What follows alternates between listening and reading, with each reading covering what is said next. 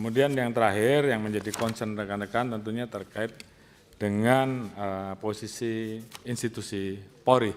Tentunya kami sangat berterima kasih atas dukungan dari seluruh mitra yang menempatkan Polri tetap di bawah Presiden, karena ini adalah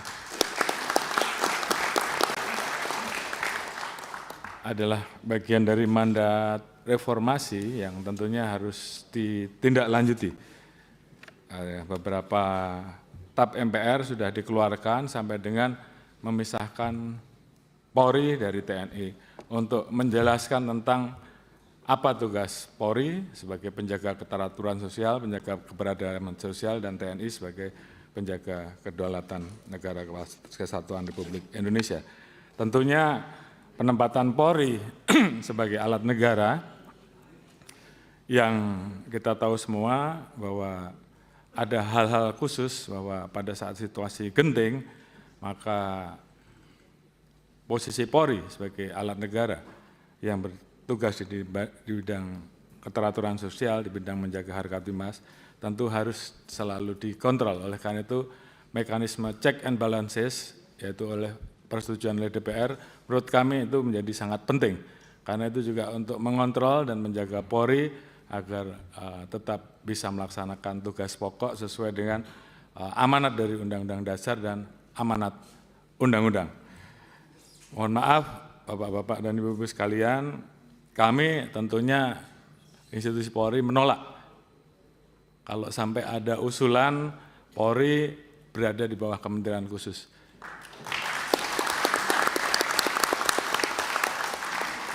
Karena bagi kami posisi institusi Polri seperti saat ini adalah posisi yang sangat ideal. Kita bisa menjadi alat negara yang betul-betul memberikan pelayanan kepada masyarakat di bidang harkamtibmas, di bidang hukum, di bidang pelindungan, pelayanan dan pelayanan. Di satu sisi kita betul-betul bisa berada langsung di bawah Bapak Presiden, sehingga pada saat Presiden membutuhkan kami, maka kami bisa bergerak tanpa harus ada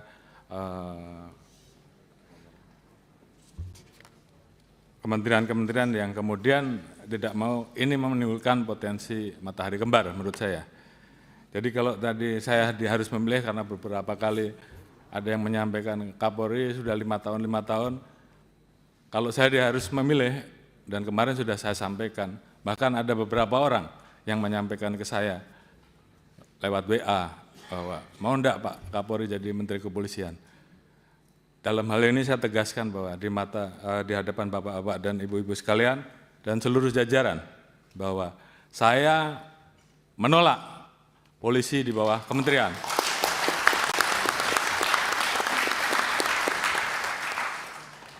Dan kalaupun saya yang menjadi Menteri Kepolisian, saya lebih baik menjadi petani saja. Oh iya, ini menyala nih Pak Kapolri, benar. Oleh karena itu,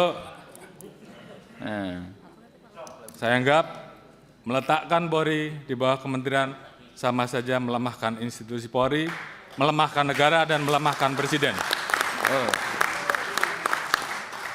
Oleh karena itu, apabila ada pilihan, apakah polisi tetap berada di bawah Presiden, atau polisi tetap di bawah Presiden namun ada Menteri Kepolisian, Kapolri tetap memimpin, saya memilih Kapolri saja yang dicopot.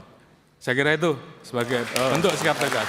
Dan saya minta seluruh jajaran laksanakan ini, perjuangkan sampai titik darah penghabisan. Terima kasih. Luar biasa. Langsung tayangkan kesimpulan.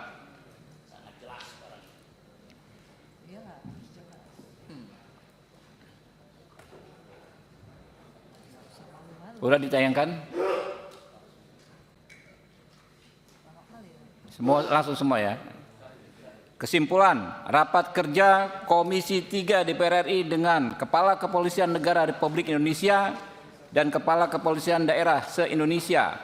Masa sidang 2 tahun sidang 2025-2026, Senin 26 Januari 2026. 8 poin percepatan reformasi Polri.